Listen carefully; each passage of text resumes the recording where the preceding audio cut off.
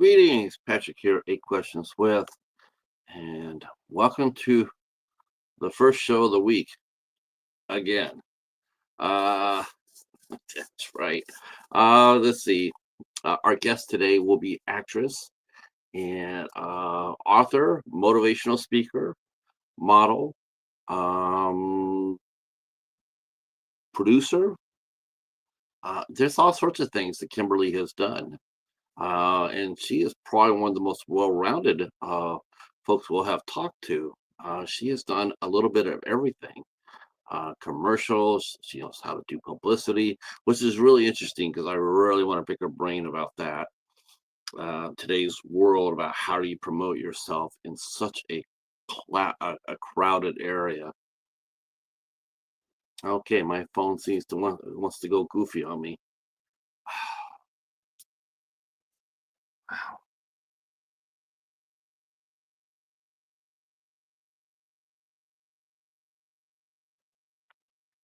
Oh, here we go again. I have no idea why this is, but it's probably left over from yesterday. Oh, I have no idea why it wants to go goofy on us. But anyway, we'll try to keep going best we can. And let me just see if I can plug it in. It's going to go goofy a little bit. It says it's powered up all the way, but I think I'm going to try just to keep it going here while it beeps like that until it settles down. Um, yeah, I have no idea. Let's see. No, it doesn't flash across the screen. All right. So this is the fun of the venture of doing live shows. You just never know what's gonna happen. So hey Dominic, how are you? And brother Max is here. We're doing okay. As long as my phone as long as it just stays right where it's at, we'll be happy. Um, so yeah, I'm looking forward to talking to Kimber Leigh today, because all the things I mentioned, a very well-rounded person. She also is going to talk to us about, while she has worked a lot in Arizona, she lives in Hawaii, and this is the first time we talked to anybody in Hawaii. When she comes on, it's going to be 2 o'clock in the afternoon over in Hawaii. It's 8 o'clock here in Michigan, but only 2 o'clock in the afternoon where she's at. So how exciting is that? Hey Anthony, how are you? King Matthew, how are you? We are fine. We are having a show today, unlike yesterday. And my phone is really acting up all over again. I have to keep tapping it, I guess. Oh, that's so much fun. So annoying. So yes, yesterday didn't work out so well, but things happen, so we just move on. Um, for today and tomorrow, we also will be here tomorrow. We'll be talking to Laura and Joel, also known as the Newly Deads. They are a fellow YouTuber, horror channel, and we'll be discussing our favorite dollar movies. They do a series much like I do here, except theirs is a little bit more extensive. Theirs is a little bit more extensive. They do like a 30-minute, like a mini deep dive on the movies they get from their dollar store. Well, I don't know. I guess I do the same thing, right? Um, I guess I do the same thing. Um, Sometimes when I tend to ramble.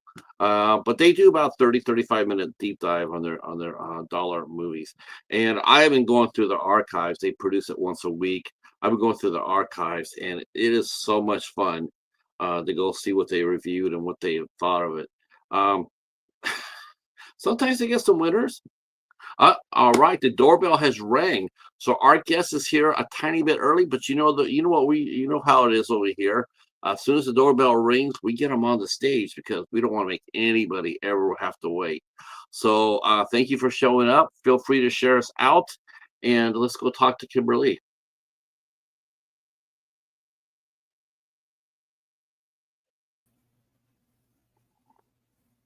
Good afternoon, or aloha. Aloha. That's right. That's about the extent. That's about the extent of my Hawaii. Other than maybe volcano and pineapples. That's about all I know. And Well, McGarrett. mahalo, right? Yeah, I think you used that. Mahalo is goodbye. It's thank you. Oh, thank you. Okay. And I So do know one mahalo other. for having me here.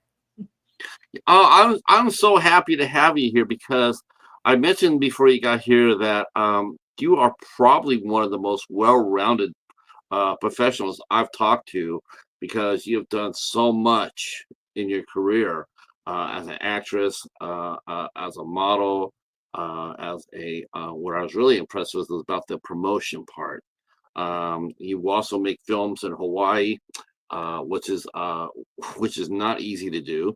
It's you always hear about TV shows going over to Hawaii, and it sounds so exotic, but not so much. It's expensive.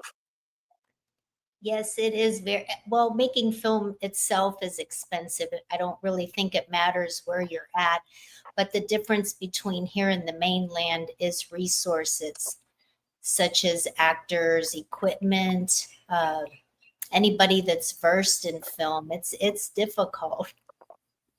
Um, you would think that with all the shows and movies that have gone in Hawaii.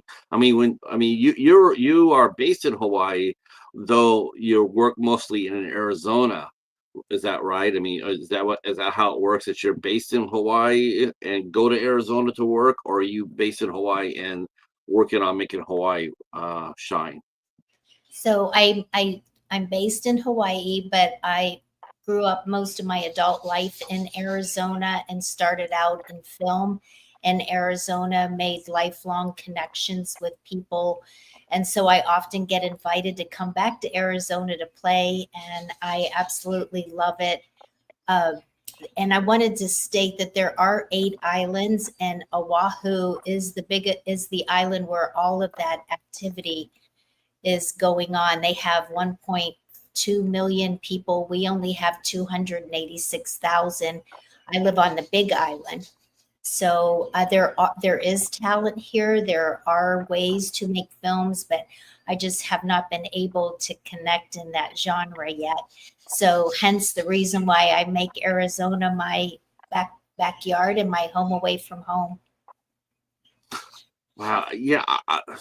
You would think that with 286,000, there would be a core group of artists that would want to be making film, but you know what, it's not that easy. I mean, I've talked to people who live in big cities, and some of their communities are pretty big. It's funny that it seems like when you talk to people in smaller towns, it does seem to be more of an intense, there is more of a group there and smaller because there's just not much else to do. It's like, let's make a movie. Like the old Mickey Rooney, Judy Garland's. Let's put on a show. Well, I guess it's easier to do in small towns than big towns, but not always. Well, I don't know if they know about me yet, but if they're listening, I'm here. And if you want to get together, I'm open. And You have Go ahead. no, go ahead. I'm sorry.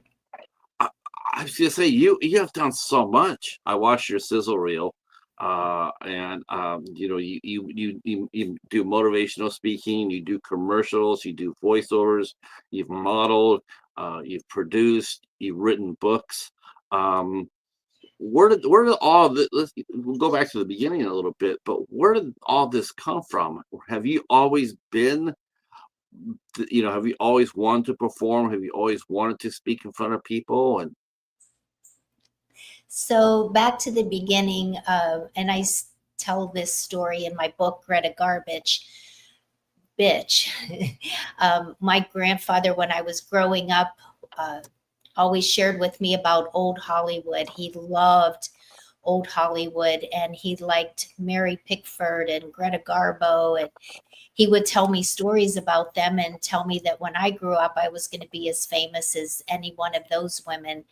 And I was never in my thought process ever until he said that to me. And I was about 7. And but I ironically didn't get it. And well, let me back up for a minute. When he said I was going to be as famous as Greta Garbo, I went home and I shared that with my raging alcoholic mother, and her reply to me was, "Sweetheart, you will never be anything but a bitch, a Greta garbage." And so I didn't have the support growing up to believe in myself. But somehow along the journey, the universe opened up opportunity for me, one after another after another. And remembering my grandfather's words, I just was like, well, he believed in me and he saw something in me. So these are things I'm going to tackle and accomplish. It does seem easier to lean into someone who supports you, to lean into that more than looking at the other person and going like, "I'll show you," 'cause it takes a lot more energy to sit there and stomp down and sit there and say, "I'm going to prove you wrong." It takes a lot of energy to do that, and you really can't enjoy what you're doing because you're too busy trying to get there, and to prove something. But when you have that loving support of a family, of a loved one, of a husband or a wife, it's like they believe in me whether this goes or not, but they're there for me, and I can relax a lot more, and I can go ahead and take more, and be smarter in my choices, and have a much healthier attitude. Do you feel that's right?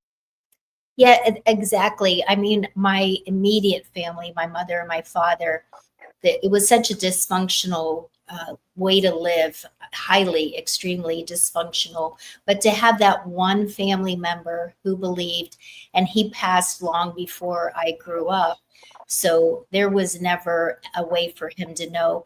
But to have the support, to have that in my head, and then to meet beautiful people along the way outside of your family that do believe, that present opportunity to you. And then, of course, my husband, years later, not knowing much about me when he met me, but saw something in me too. And now he is, like my grandfather, that great support system, that one person that believes. And that makes all the difference in the world. It really does. I mean, once you have that down, once you have that, even if it's just a one man support team or one woman support team, it's a lot better than having zero, and you can always build upon the one. It's a lot easier to build upon the one. Um, so what it came first for you as terms of career wise? Was it acting? Was it modeling? Was it writing? Um, what did you do first to start your journey to where you're at today? Well, at the age of 19, I was found myself at the Art Institute of Pittsburgh, where I grew up, and I was asked to be a still model for artists. So they would draw me. And I thought that was so fascinating, an art that I don't know if it's even still around today, but back then it was a, an introduction to the modeling.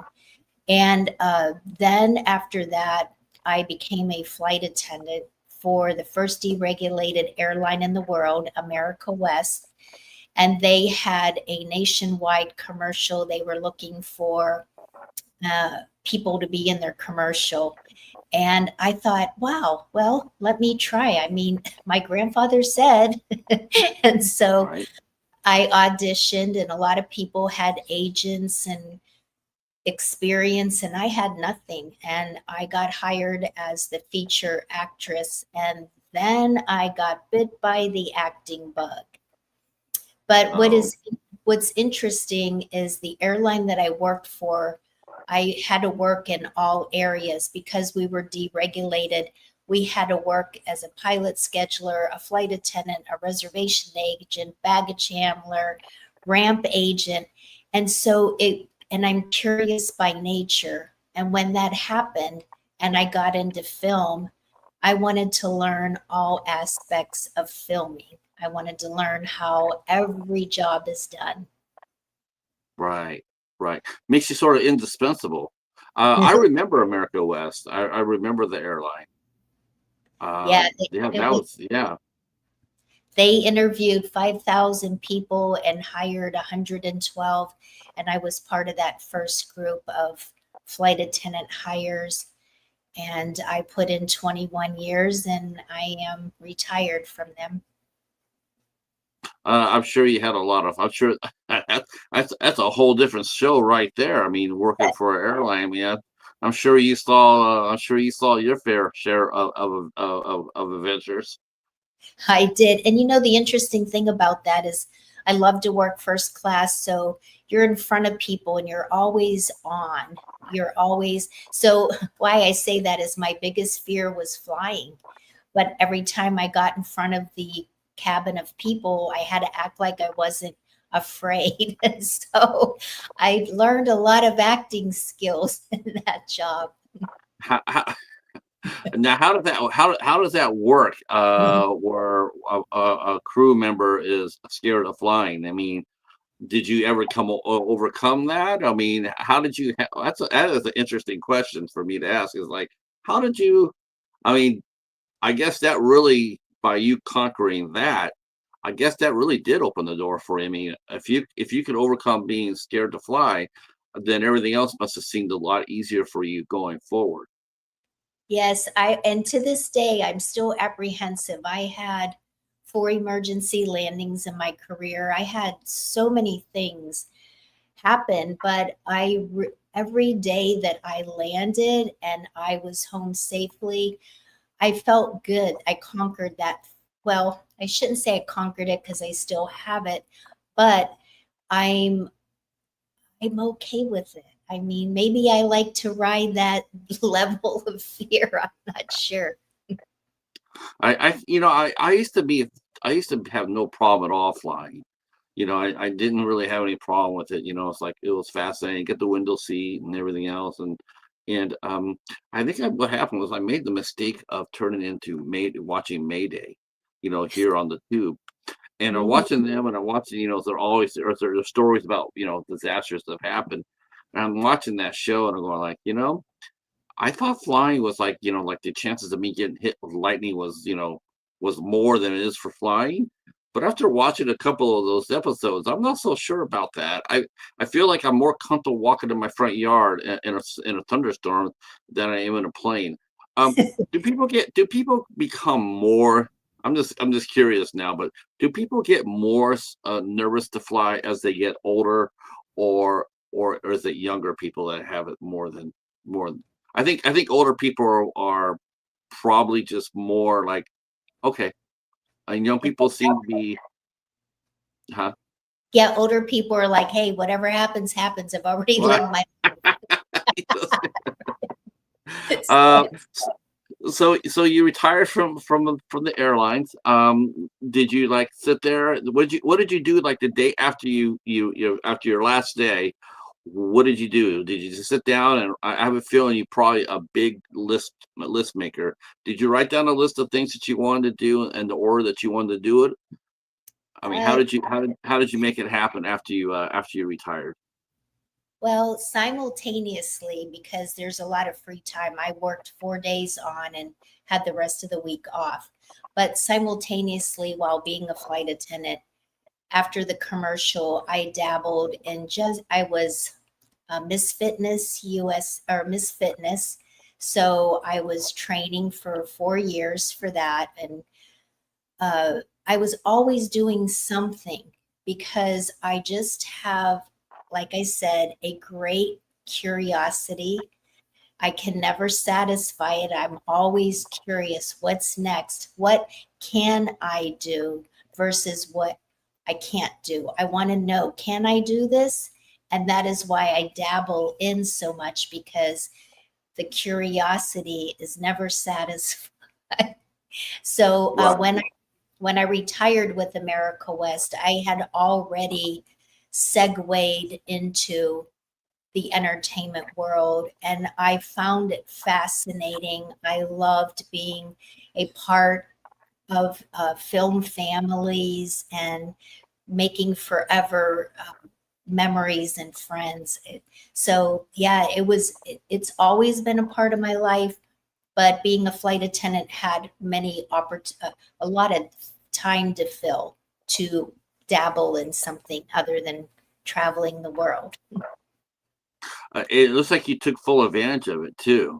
Uh, like I said, you've done public speaking, you've done commercials, you produced your commercials, you hosted a series on animal rescue. I mean, there's just so much that you've done.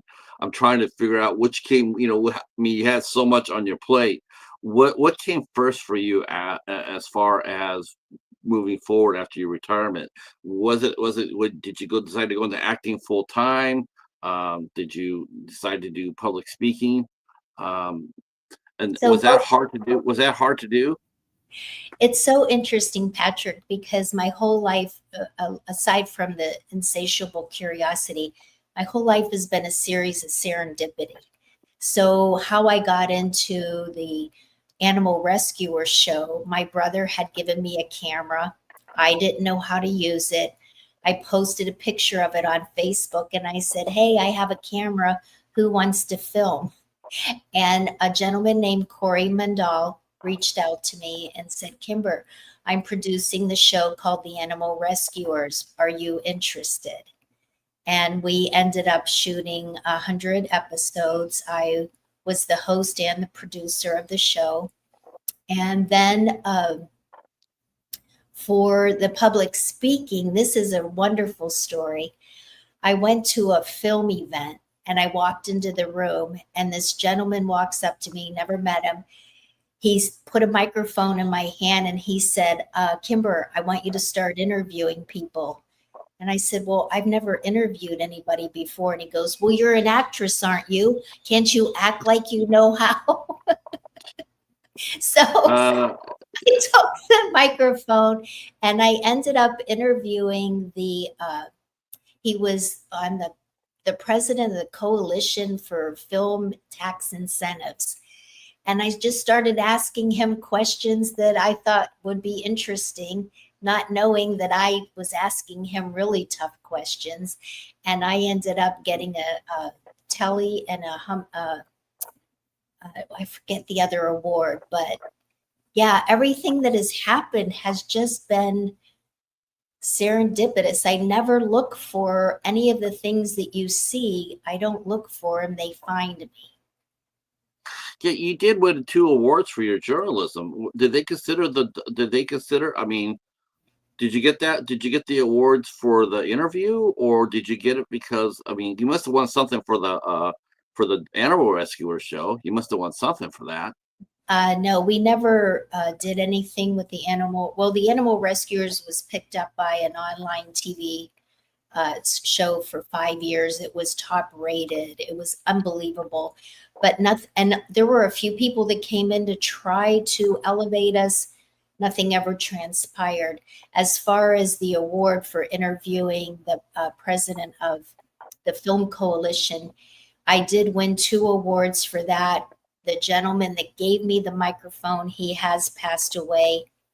He was the one that submitted because he worked for the Daily Globe. So he submitted those, and that's how I won the awards for that. Nice, nice. Uh, that's cool. That's it's interviewing. I mean, I'm sure you've interviewed a lot of people since then. How do you like interviewing people? I like it a lot. I've done hundreds and hundreds of interviews. I also was the host of a show called In Sessions, which we did for the Microsoft Store. And we did, I think, 50 shows. So interviewed everybody under the sun for that inside the Microsoft Store. That was a fabulous experience. And I was green at everything that was ever presented to me, but that's how you learn. And so, Right. yeah, right. I'm sure word of mouth got around though. I mean, I'm sure people were talking like, "Hey, you know, once one show ended, or someone would sit there and say, hey, I need a host, I need a speaker, I need someone to fire up my team." I'm sure people were recommending you left and right. Now, were you in Arizona when this was all going on, or was this all in Hawaii? No, this was all in Arizona. I didn't get to Hawaii until 2017. I came here on vacation and I met my husband and went back to Arizona and sold everything. And I've been living on the Big Island since then. But I have a very active film career in Arizona because I still have family there. So it's easy to go back. And I have made, like I said earlier, lifelong friendships that are just priceless. Right, right. I'm sure. I'm sure. I mean, you have met probably more people than most people meet in their lifetime.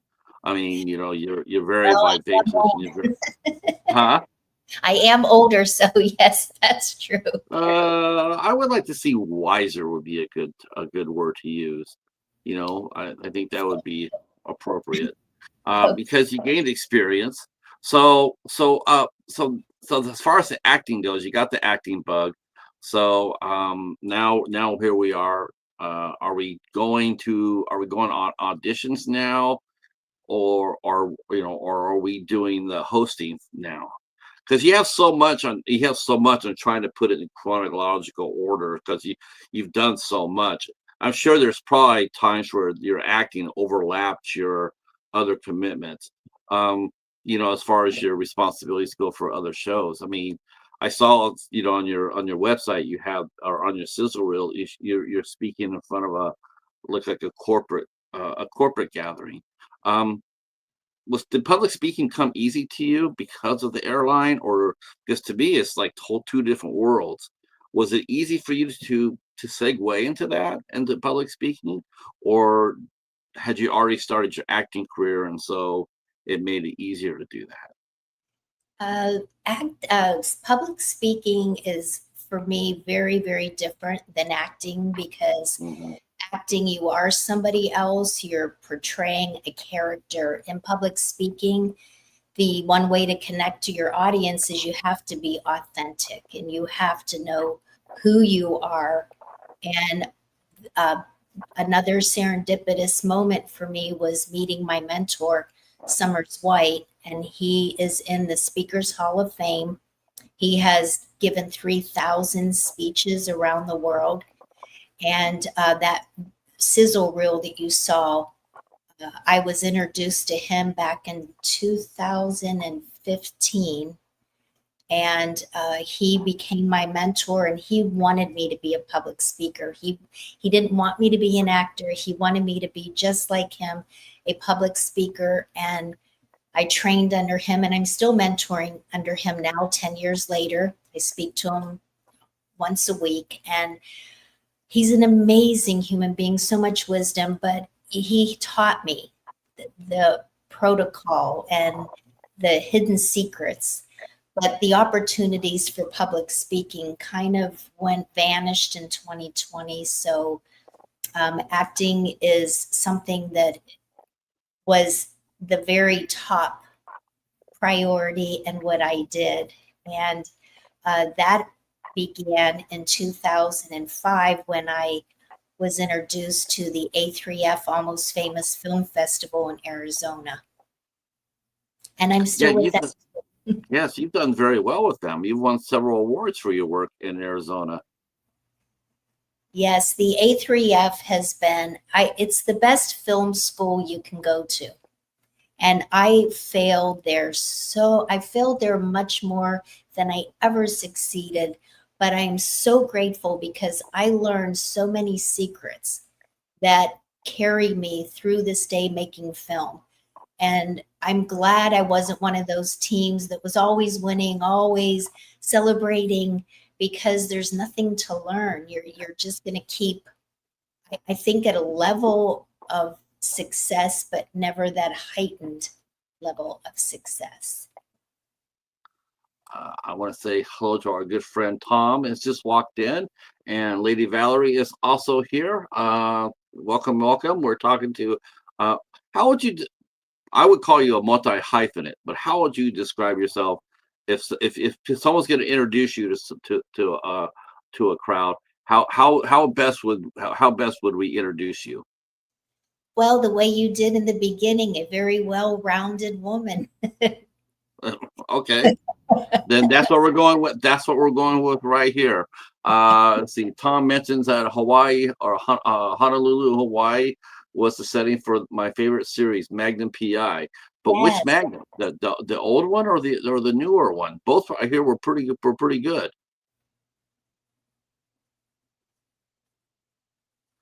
We'll have to let it. We'll have to see what we'll see. We'll have to see what he says. Whoops. I think our guest froze up. Yep. Yeah. This we're having issues. We're having StreamYard issues again. If you can hear me, Kimber, I just can't. back out. Oh, okay. If you No, get frozen by any, if you get let's see. Wow. Okay. I was gonna say if you get frozen, just let me know, or I'll notice that, and then I'll have you back out and come back in. Um, okay. okay, so now we're gonna go.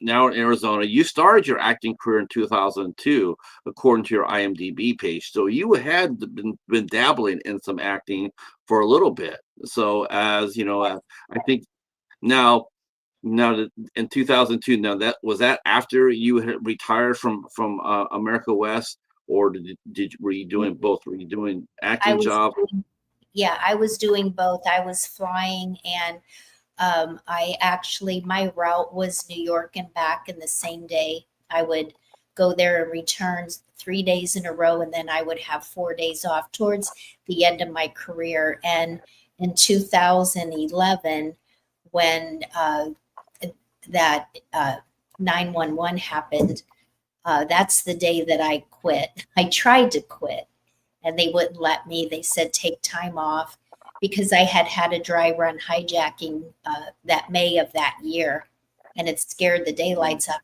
me. And again, I'm afraid of flying, right? So the last thing I Right. need is to experience that. But so in 2002, well, actually, my career in acting began in 1999, dating myself, but I was a featured extra in a feature film, and I loved it. And from that moment on, it just Arizona just started to blow up and become a wonderful film community of independent filmmaking. And I am so honored to have watched it grow and become this little mini Hollywood of sorts. How is the film? I mean, what community would you feel is more, because people don't think of Arizona as a place for filmmakers that much. But what do you think would be easier to film in if you had to choose to make a film? Would you go with Hawaii or would you go with Arizona, and Oh, why? I would definitely go with Arizona because you could find anything that you need. Like I said, I've formed lifelong friendships. And if I need somebody who has equipment, you call Steve Wargo. Or if you know somebody, if you need actors, there's hundreds of them, and editors and just everything. It's basically, for those that don't know, then it would be considered like an underground film community. And how do you get in it? I think the best way to start is with the A3F, Almost Famous Film Festival. They've been around for 20 years. Uh, just an incredible, well versed community. And that's where, when they started, they created this spin off of all of these filmmakers. So, yeah, Arizona definitely. Um, so talk to us about that. Were you on the first film that you worked in? You were a featured extra on the first film you worked on. Was that your first major film set? Yes, it was. I can't remember the name of the film, and that director passed also. But I was with Faith Hibbs Clark, talent aid or acting agency, and I got the gig through them. And that was the first and last time I think I've auditioned here and there. I'm not a good auditioner because I only want that which is mine by my divine right. So I always say that out loud, and the work comes to me. I'm not good at auditioning. And then after I did that one feature film, I was put on a TV series called Hidden Palms. It was actually on regular TV. I literally sat on that set for 6 months every day as an extra. And I was, oh, I was put through the ringer. It was unbelievable. But I would, because I'm curious, I would sit there and watch everybody and everything. And I got an education that was priceless because Yeah. this is, yeah, right? This is Yeah. big. And Yeah. then they were going to pick me up and make me a regular. And 1 week later, the show got canceled. So I was Oh man. close. Uh, uh, you mentioned about the auditioning part. Uh, I mean, do you is I mean, do you still hate the process now, or do you dislike it? I mean, does self taping make you feel a little bit more comfortable though, because it's just you and your camera?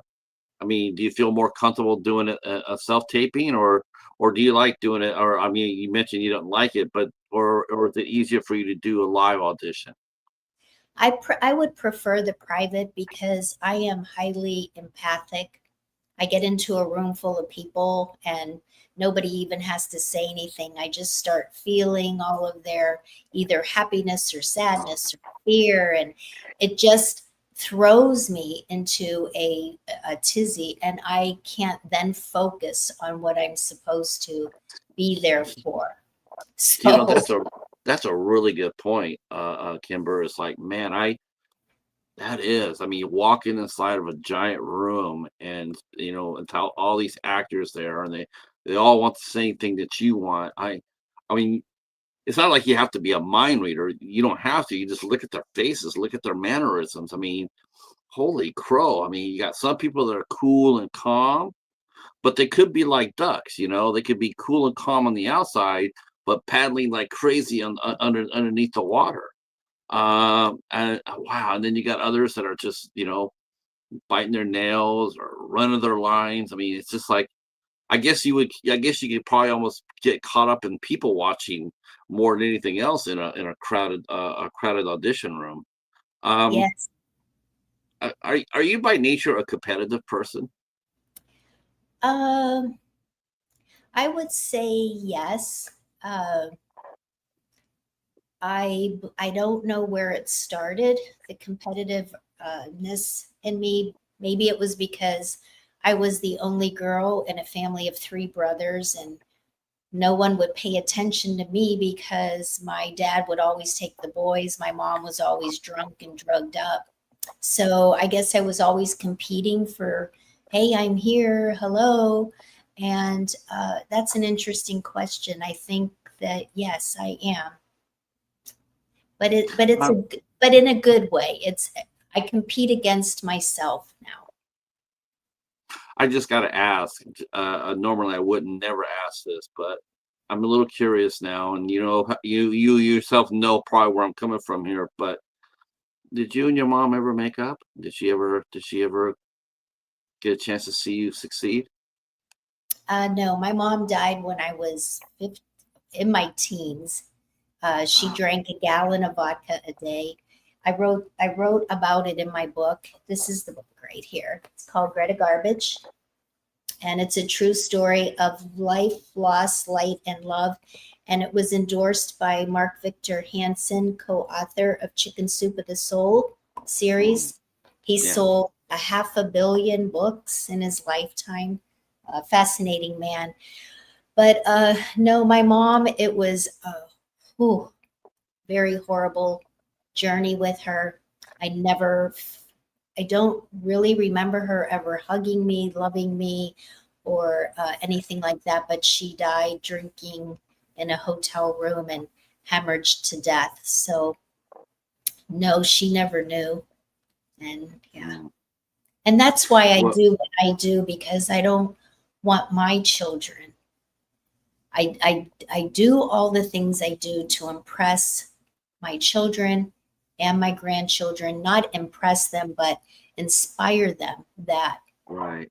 you can do everything and anything you want without limits, because the only limits are the ones you put on yourself. Exactly.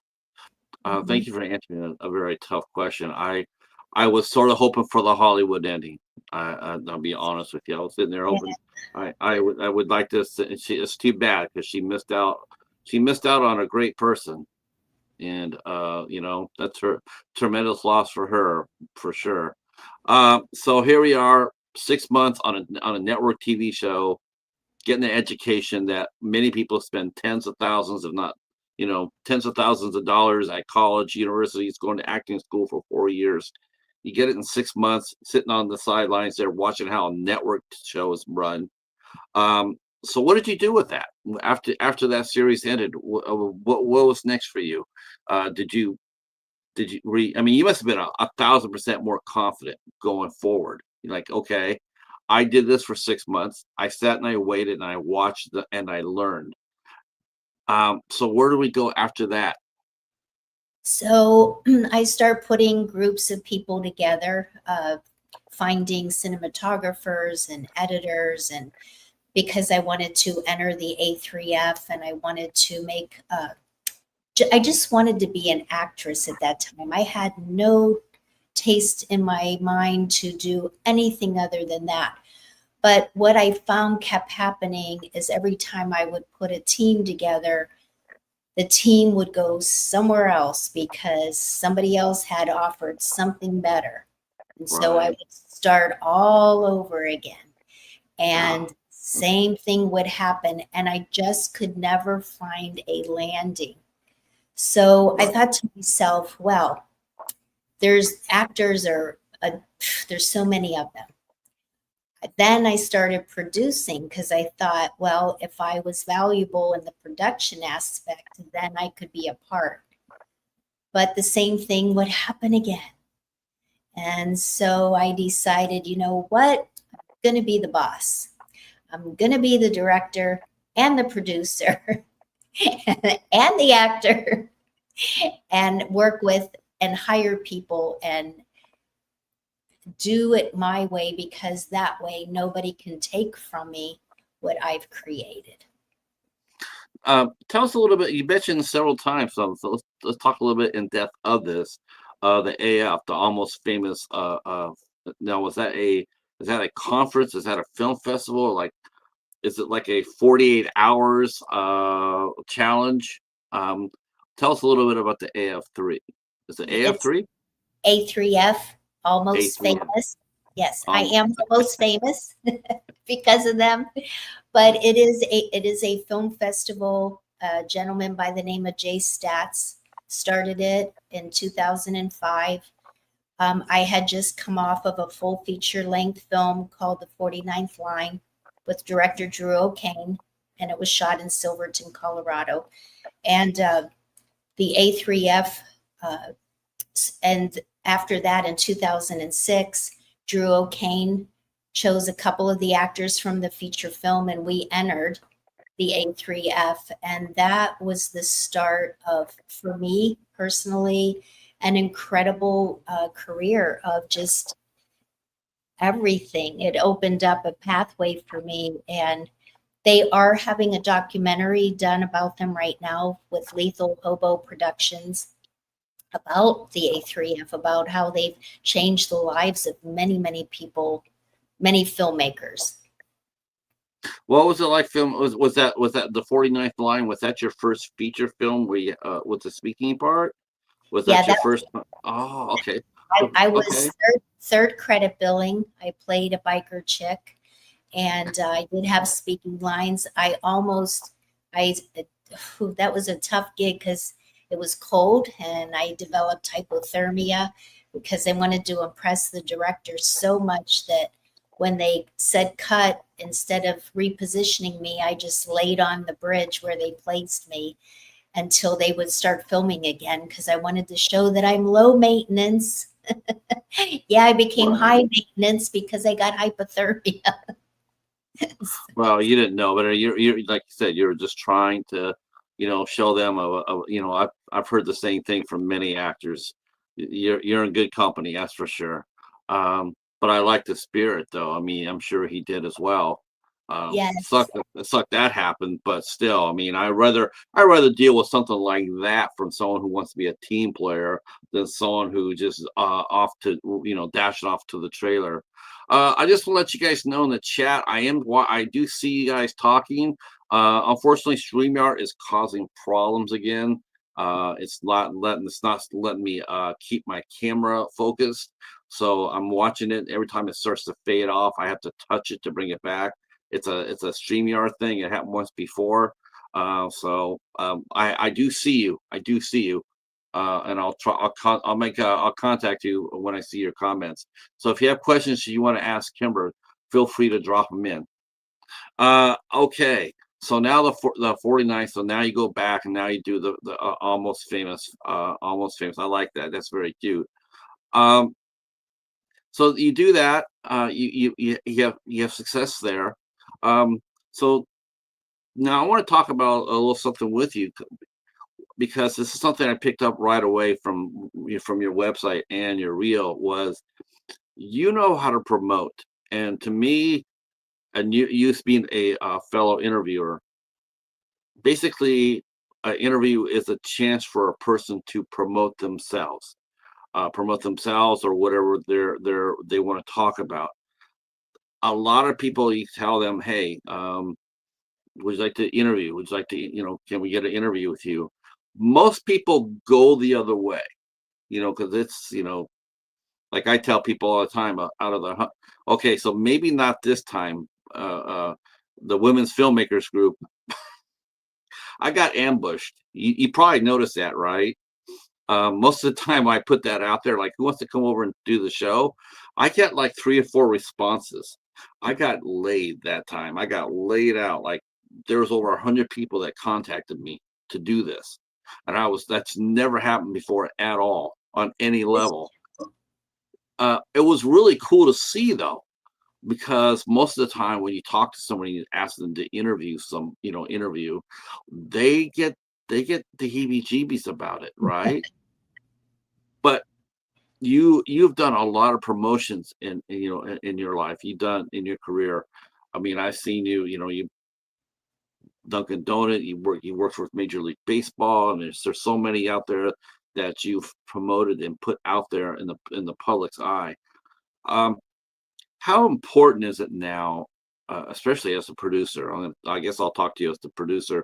How important is it now for actors and producers and directors to be seen, to look for the press? Before the press would find them, but now it seems to be like everybody's finding the press or trying to.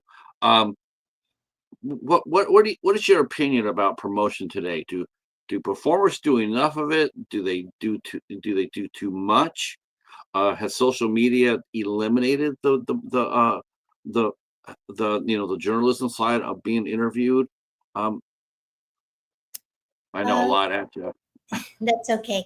I think from the standpoint of promoting yourself, it as long as you stay in your lane and you know that you are unique and different and authentic, you have to know your brand. You have to know who you are. What are you offering that is different from somebody else? Now, for instance, when I was on Facebook and I saw your post, I wasn't looking for anything.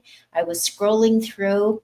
I saw that you posted it and I thought, oh, I have some work I'd love to talk about. So let me just try and see.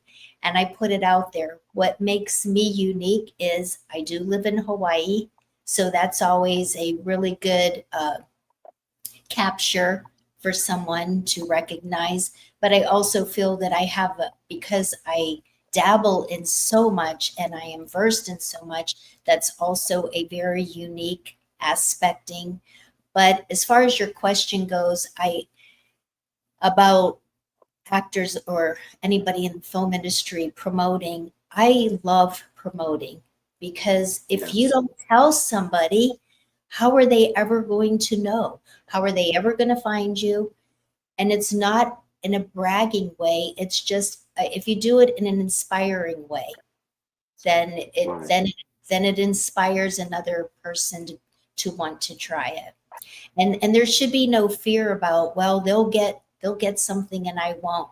There is enough out there for everyone. There is Yeah. a role to be filled by everyone. I was like I said, I was totally, because before I would go to groups like and when I first started doing this, I would go to groups like the IMDb groups, and I would go in there and I say, who want to talk? Now I expected to get 10 or 15 people, but Kimber, I mean, there was times where I got zero.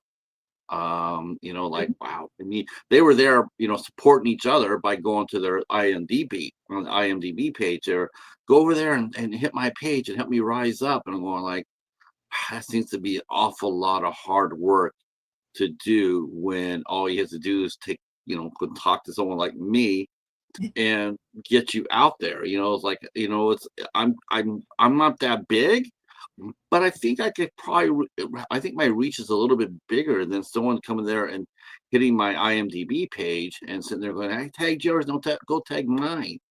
To me, it's like I would want the public to find me. I mean, Well, it's great my peers know me, but I'd much rather have the public find me, right? mhm. And it will happen, and it is happening. It's just Yeah, it's the journey, because once you hit, I don't know if you'll ever hit the upper echelon. I don't know if I will, but it's the journey, and I love the journey. It's keep the focus on that, because once you do hit the numbers, then what? Then what's the next step? So keep right. promoting. I love the way I love your 8 questions that hit me, and I was like, "Oh, I would love to do that." So you will find the right people. They will gravitate towards you. I, And I just I just because before I did anything, I was in live music for 10 years, and that was all about promoting. I mean, we had to promote our club, we had to promote the bands playing there. I mean, I got my was my education, condensed over 10 years, sort of like your 6 months on your series. By doing that, I learned that. And to me, it's like, I was going to ask you, like, this, and I can hear you. I can hear you, saying yes. Now, do you turn around yourself? Do you go to different actors or what have you, as a producer or as a director? Is that part of the job, to go out there, especially if you're making a movie? Is that part of a director or producer's job, to go out there and tell their actors to get out there and be seen, and to promote the project? Because it just seems so much that before an actor would come on set, do the role, okay, that's a wrap for Joe Smith, and then Joe Smith takes off um, to the next one. Uh, but I just feel like, and I want to know how you feel about this. Do you feel like an actor's job is now, it isn't as simple as just wrapping up and going to the next one? Is that they sort of have an obligation in today's world to sit there and, like, hey, the movie's going to be coming out. Can you come out and do some press for it? Do you feel this? I mean, if someone asked you to do press for an acting project, do you feel it's put upon you, or do you feel like, I'm glad to do it because I want the project to be seen?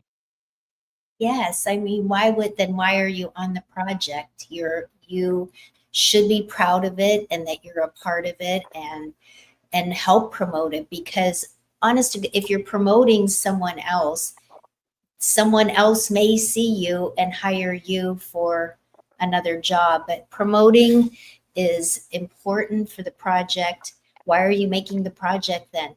To sit there and do what? Hmm. So yes, right? Right. Um, So let's talk a little bit about, because I want to get this in, because definitely we still got a lot to talk about. I definitely want to talk to you about some of the things that you worked on. I noticed, to me, like, I always put in parentheses. I always give out a couple of projects that a guest has done, whether it been writing a book or an album or a movie or what have you. Um, Now I've noticed, I noticed a couple of films that you did. The recent ones was Housebroken, and one was the Cult Cartel. Um, Now, do you do? I mean, obviously, you don't do all your filming in Arizona per se, because you just said you did Colorado. But where do you do most of your filming? Where do you do most of your work at? I mean, I see a lot of projects. Are these all pretty much Arizona based? The last, let me see, so one Arizona-based project a couple of years ago, together with ALS, A Wife's Perspective. I was honored to direct that and co-produce it with Liana Hubbard. This is her husband's story, and he has since passed from the disease. But that won international awards. I also directed another documentary called "Taking Your Crack at Filmmaking."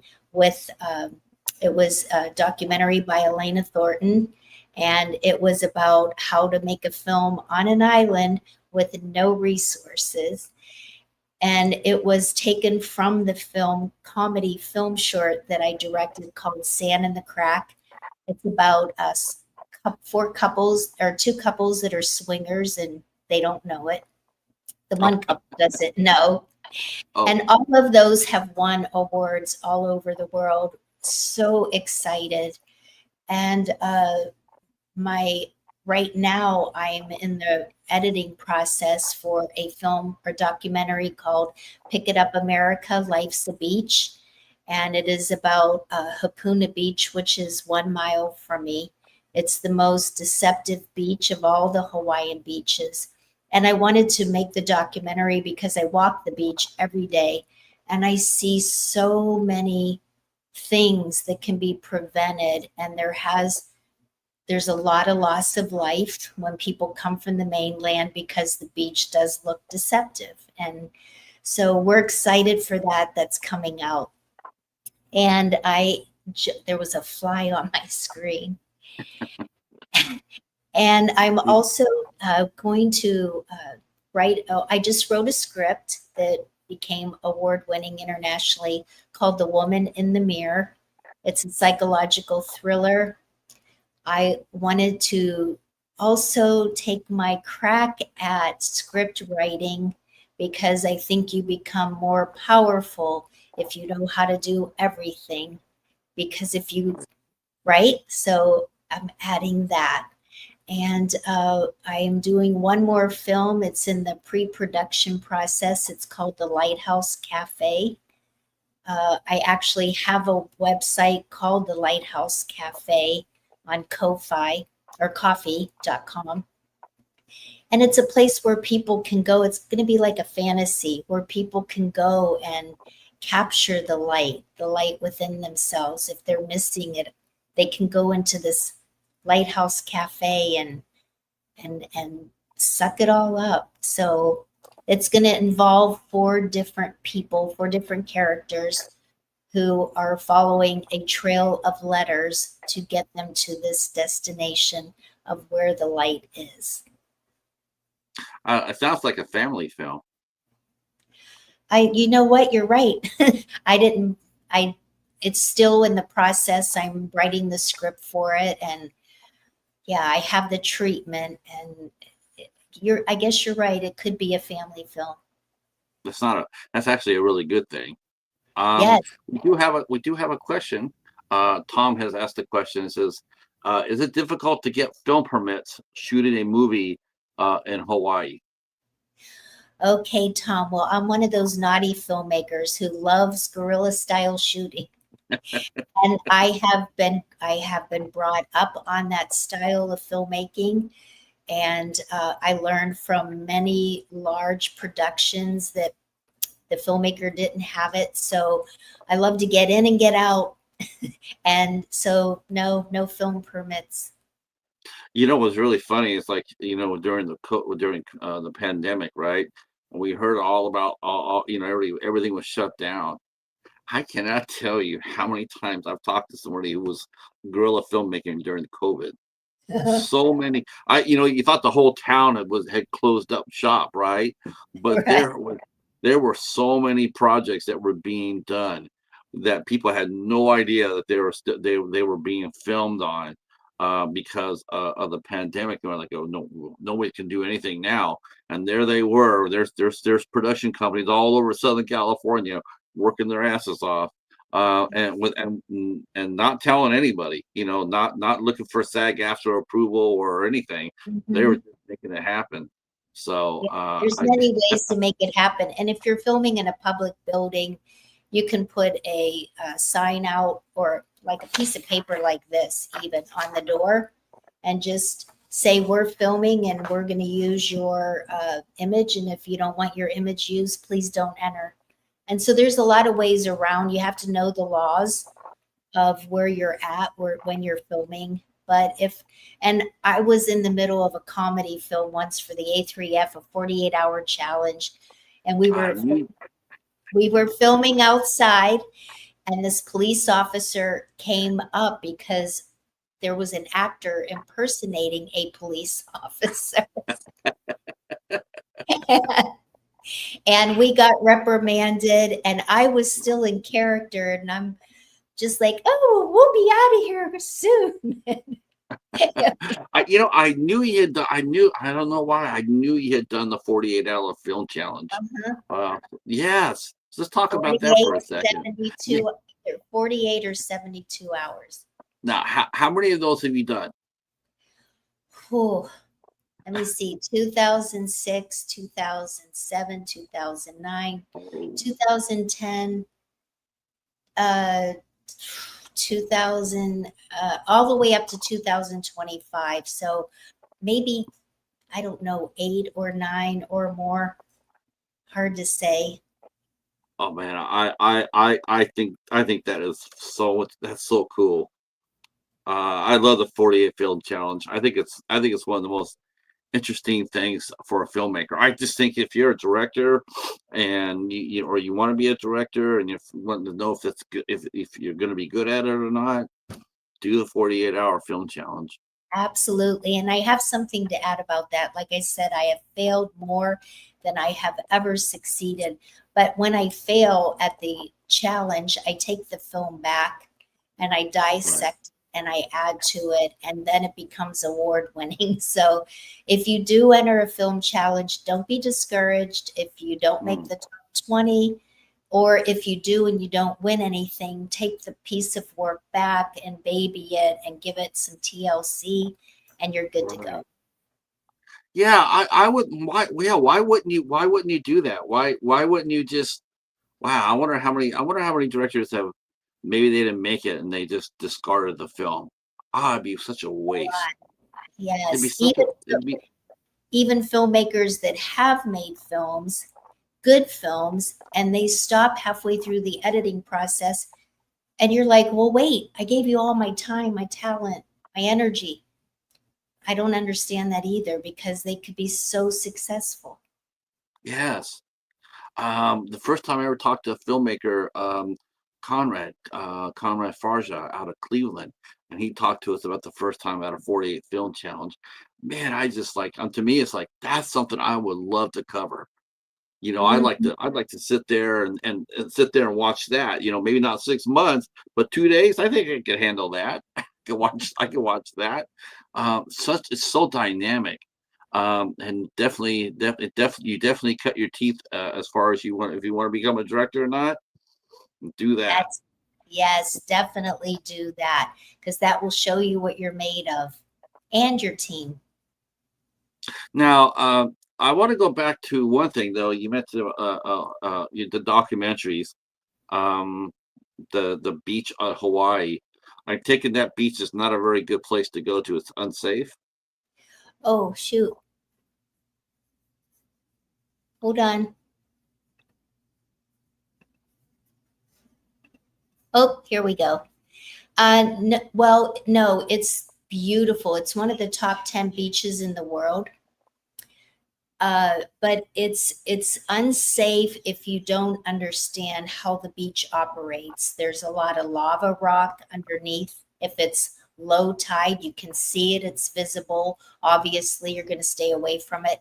If you go to the beach and it's high tide and you're not familiar with it, and you get smacked by a wave and it rubs you against that. It's terrifying. There's a lot of rogue wave. There's one big rogue wave at Hapuna that will bring you in and then suck you back out. And if you're not a good swimmer, so you have to know the lay of the land. And a documentary has never been done on this particular beach. So I'm really excited to share with the mainlanders how when you come to Hapuna, just some things to look out for. Please watch your children.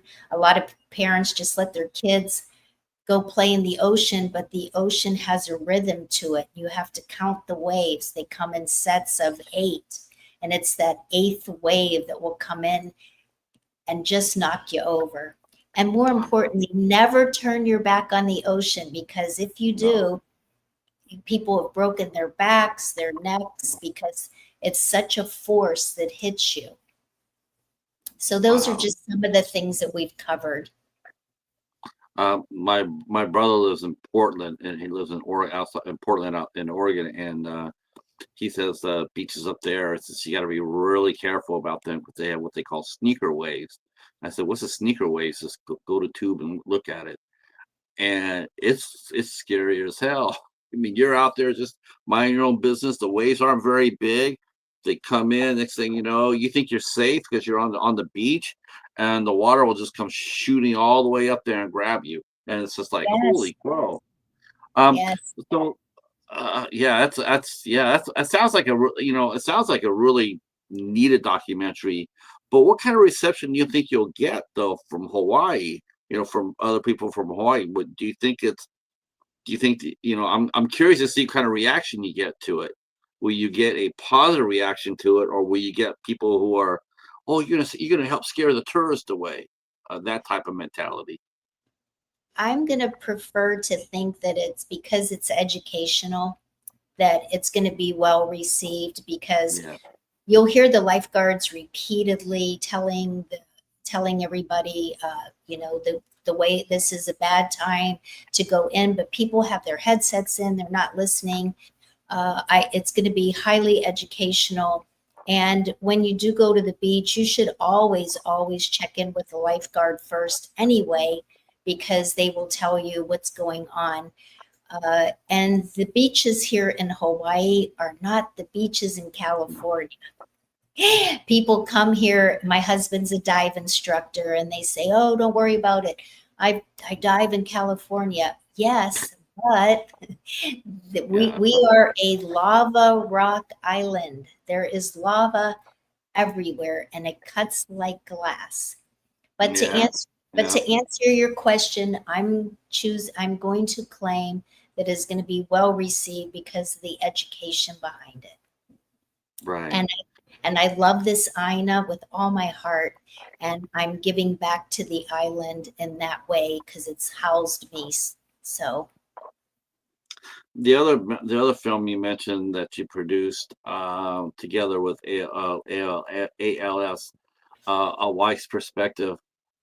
How did this get off the ground? Because you're basically, were you filming their day-to-day lives? I mean, were you embedded with them for with the husband and wife? Were you embedded? Did they come to ask you, or did you ask them if you could film them? How did that happen? another serendipitous moment in my life. I was in bed one night, and Liana Hubbard contacted me through Facebook Messenger. We had a mutual friend years back. Her name was Katrina Matusik, and she had passed away. And I spoke at Katrina's celebration of life. And Liana said that I touched her and she trusted me. And she said, my husband has ALS, and I need to tell his story. And she asked me if I knew, because I was living on the island. She said, do you want to, or do you know a director who would want to make the film for me? And I told her I would be so completely honored to direct the film and to write it for her. So I wrote it, and then I hired another director, Diane Dressback, and her son was the cinematographer because I love working with people that are smarter than me, and I learned a lot through their working with them side by side. So we flew to Hawaii or to Arizona, and we shot it in a few days, and then it was edited on the mainland, and it did very well. And it's still out there, making waves in the film festival circuit. And David Dornell, who is Liana's husband, has since passed. He passed away in March. And we are grateful that we had that opportunity to make that film so that anybody else that is struggling can learn another educational film. I was watching the football player. They called him Mongo, Yes. Steve McMichaels, and that guy's heart was. He got nominated for the Hall of Fame, and he was going to get nominated. He was waiting for the nominations, and he was hanging on. He says, "I'm going to wait till they nominate me," and and he did. I mean, he was really, really sick. I mean, I think everybody really thought, except for maybe him and his wife. I think everybody thought that he was not going to make it. When I saw the interview on ESPN, I'm going like, I don't think you're going to make it. And to me, it's like, if he's going to be nominated, someone needs to tell him now. Don't make him wait. Let him know now, because he might not be. Well, he made it.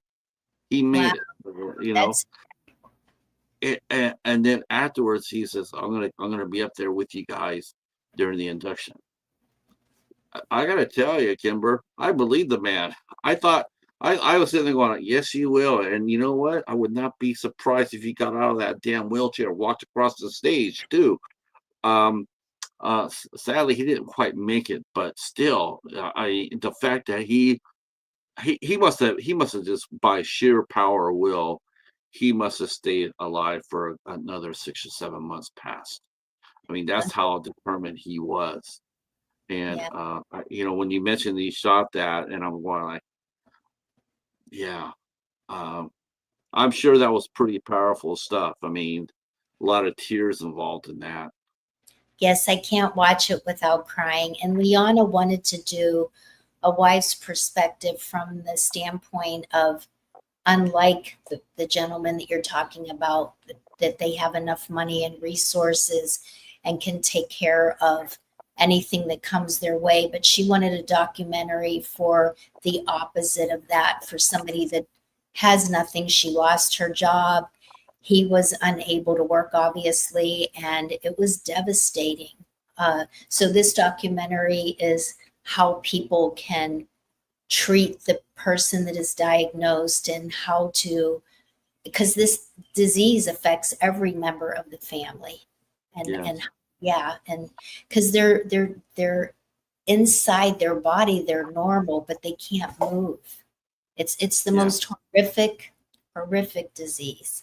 It's like locked in syndrome. You Yeah, know, it's horrible. it's like you look at somebody, that they're there, but they just can't move and articulate. That's just, it's just, yeah, that's It's just, horrible. um, well, I think it's a terrific, now, if we want to see that, is it still playing festivals, or is there somewhere where we can see it, like Amaletto, or on your website? Are there places that we can see this documentary? So it's still running the festival circuit. Liana is putting together a nonprofit called Wives for ALS, and it will be on her website. The trailer just got done for it, and so I don't. It's I don't have the website address right now, and I don't know if it's active, but it is in the process of being built. So I When will. it gets active, you just reach out and just, hey, Patrick, it's up and running, and then we'll put it down in the description box down below so people can see it. Okay. Uh, uh, has that been your most? Has that been your? Was that your most personal project that you've done? Maybe outside your book. Has this been the most personal project that you brought to fruition? Uh, I'm I'm gonna have to say yes, yes, because I was also the interviewer as well as the director. So I interviewed every family member, including David himself, and whew, getting choked up. It was difficult, so very, very personal. I don't know how Liana did it. She cared for him for 2 years before he passed, but yes, very personal. Yeah, yeah. I'm asking because I've been touched too. So it's just like I'm just curious. Like wow. I mean, that would be like you said. It would be something of honor to do. Uh, but it's Yes. got to be the most super incredibly hard. Well, let me share some good news while we got a chance. Lady Valerie is keeping me abreast of the Yankees and Red Sox, and said that the Yankees have won tonight, and so they're going to be in Game 3. Yay. Yay, go Yankees! Are you a Diamondback fan though? Are you a big Arizona sports fan? I used to be huge. I like all sports. I don't Mhm. really like the Steelers used to be my biggest Pittsburgh Steelers because I grew up in Pittsburgh and we lived 1 mile from the Pittsburgh Stadium. So, but yes, I do love the Diamondbacks. I flew them all over for all of their games. I was at the World Series with them when they won. It was just incredible. So, but go New Had, York. had, had, had to bring that one up, huh? Yeah. And I will be in New York in February. I'm walking New York for Fashion Week for RX Runway. I just got my information today. I'm so excited. So Uh, thank you, what what RX. did what what did you do for Major League Baseball? Because you mentioned you worked with them. So what did you produce commercial? You've done commercials as well. Um, what is the biggest difference between producing commercials like for a baseball team? What's the biggest difference between doing a commercial like that versus doing like a short film? So I didn't, I was a flight attendant for simultaneously while working for America West. I worked for Sports Jet and I flew all 50 ball teams, all football, baseball, hockey, basketball. I knew all of the players. I had such a talent that I could get on the airplane, walk from the front to the back, and I could tell you if it was a winning team or a losing team. And I was never wrong, but I never bet. But it was because I'm so empathic that I could feel the energy of and their mentality of where they were at, the coaches, the everybody, the whole group. So, but I never did a commercial for them. That's how I knew them from being their private flight attendant. Yeah, that would be a book all of itself right there. Oh, What percentage of the players would you say were sort of knothead? Were knotheads. When they lost, were they more behaved when they lost or when they won? so it's interesting because each genre, basketball, football, they're all different, right? So the Yeah. basketball players are different. It and they're all different individually. Like you're walking down the plane and this guy's reading his Bible and this group of people are gambling and this guy is watching something on his computer that he probably didn't want me to see or I shouldn't have seen. So there was so much going on all at one time. But if they won, it was interesting. If it was baseball, there wasn't a lot of celebrating. It was total zoned in focus. And if it was football, it was definite celebration. And if it was basketball, the basketball players were always just headphones on, and gold jewelry and totally into themselves. So, Mm. It's yeah. Yeah, pro players are interesting that way. Uh, So what is going on? What's next for you? I mean, what's coming up for the rest of 2025 and heading into 2026? Okay, so where are we? 2025. I still have a few films running the film festival circuit. I'm excited to see what happens towards the year's end, where I end up, where I'm going with the film festivals. Um, I am finishing up that script, Lighthouse Cafe. Oh, and I also have another one called Non Esola. I haven't released it yet. It's pretty much the sister script to The Woman in the Mirror. Love them both. I'm so excited. I'm waiting for the right time to let that go. And I just got done walking Hawaii Fashion Week here a week ago. And I'm walking New York Fashion Runway in Manhattan for February 2026. Let's see. There's Kimber's going everywhere, doing everything because Right. oh, and tomorrow's my birthday. So, That's right. That's right. So with we will be the first to wish you a happy birthday. yay, Got any plans? I don't. I live every day as if it's my birthday because there isn't a day to waste. There really isn't. With all the loss that I've had in my life as a woman, I appreciate each and every day. That's why I work so hard. Why I try to do so much because just anything could happen. And I have a lot inside to get out, so don't have a lot of time to do it. Um, I mean, do you still do public speaking as well? Yes, when asked, I just did some of it for Alliances, which is an entrepreneur group that you saw on my website. That's the entrepreneur group. I've been with them for just celebrated my 10-year anniversary being part of their group. I do a lot of public speaking for them. I used to do more of it when I was in Arizona when asked, but being in Hawaii, the opportunity isn't as great. But if it presented itself, I would certainly love to. Uh, I think it's going to be an exciting rest of the year going forward for you and next year. Um, I love the enthusiasm you have for film festivals. Do you like most of your film festivals? I mean, what do they do for you and your projects? In your opinion, how do they help you as a filmmaker? Well, there's a lot that a film festival can do for you. If it's a prestigious one and you have basically, I love film shorts because I don't have the income to make a full production. When you go to a film festival, there could be somebody there with the means to take your idea and recreate it on a larger scale.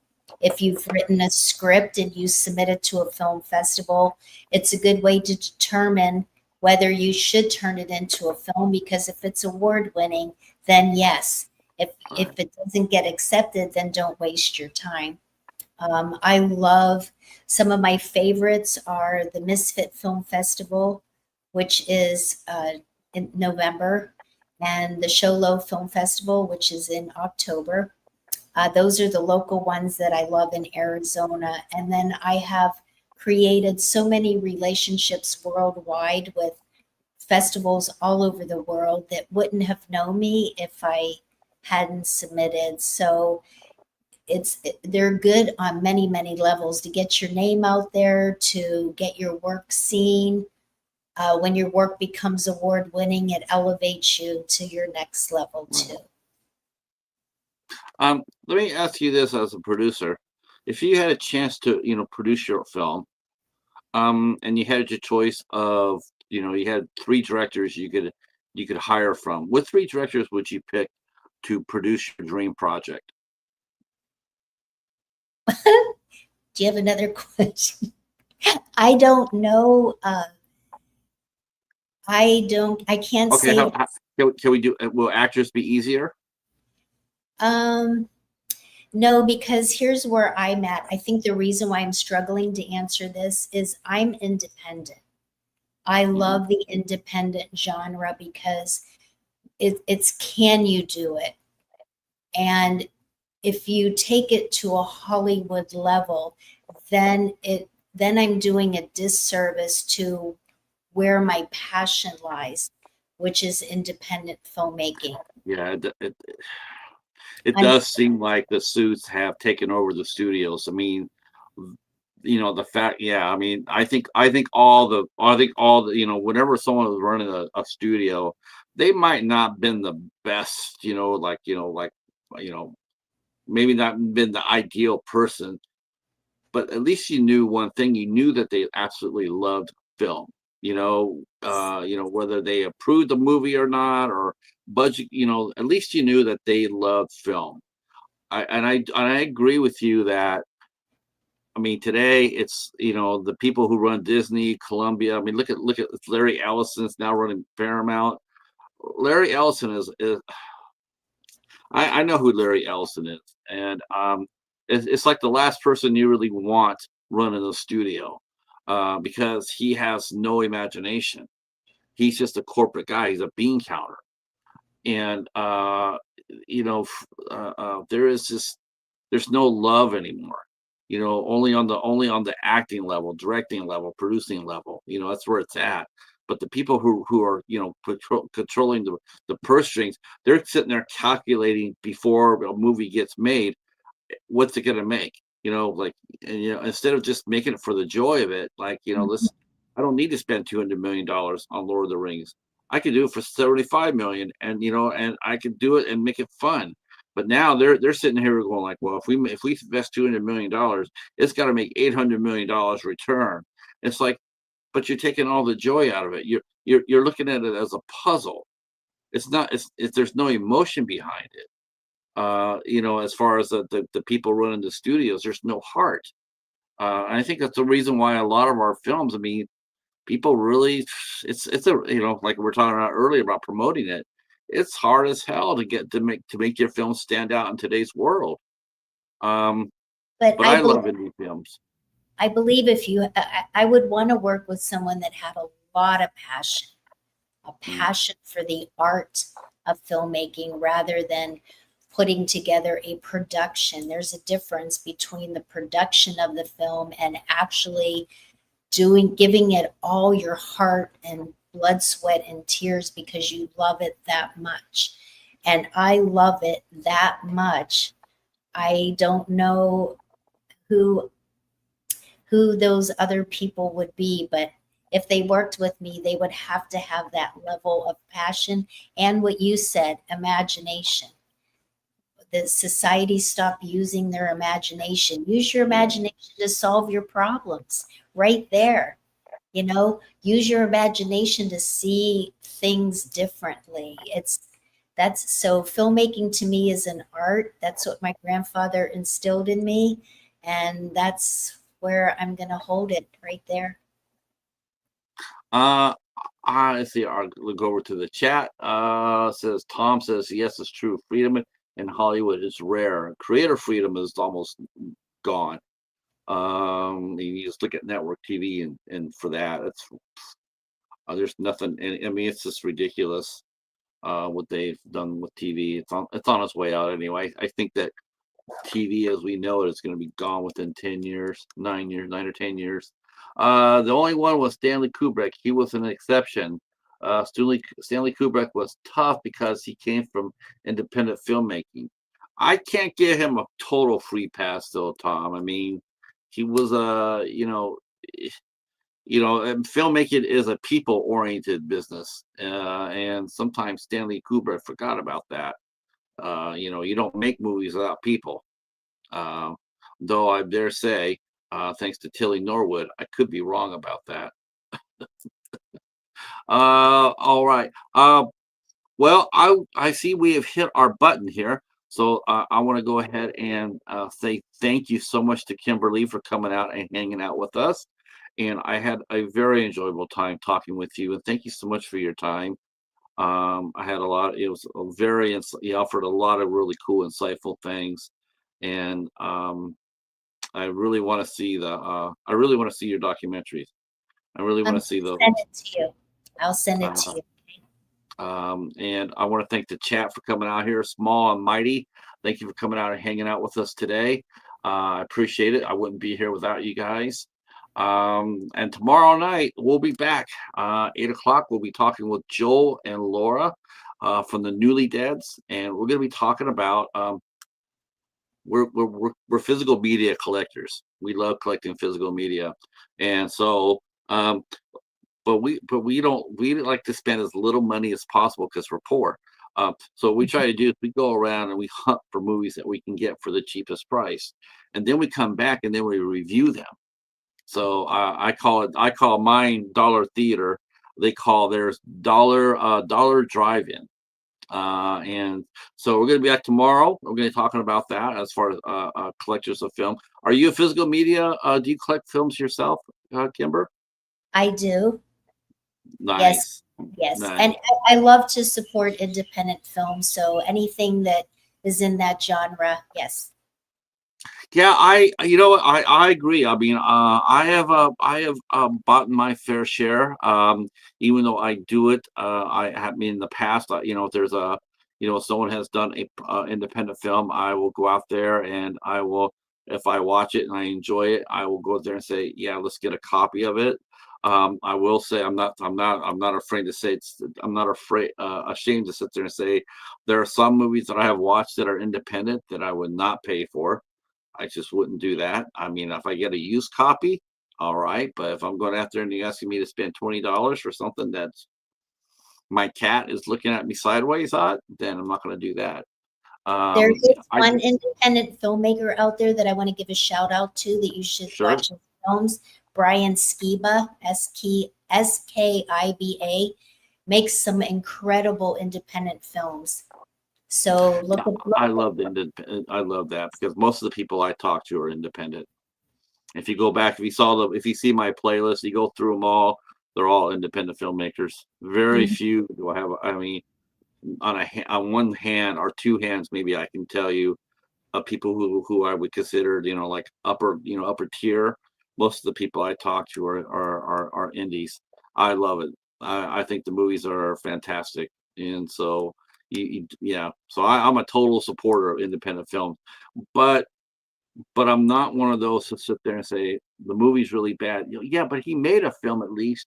I'm not one of those. I do believe that I do believe that if you can make a film, you can spend a little time and make it right. You don't need to go out there and, hey, I got a camera, let's make something, and then have it come out and turn out not very good. I think that filmmakers, sometimes I think they sell themselves short. Like I can't do this because I only have a $1,500 budget. Who says you can't? Have you tried yet? I mean, so but yeah, I have a couple of interviews I'll send your way. And because a couple of some of the questions I was asking early on in my series, yeah, I'll ask you that, I'll ask you that off camera, and then you can tell me your opinion. All right, that is it. Thank you so much, and we will be back tomorrow at 8 o'clock with Joel and Laura. Thanks for coming. See ya, and happy Spooktacular. Peace. Oh, don't do that to me. Whew. Come on, StreamYard. All right, there you go. There we go.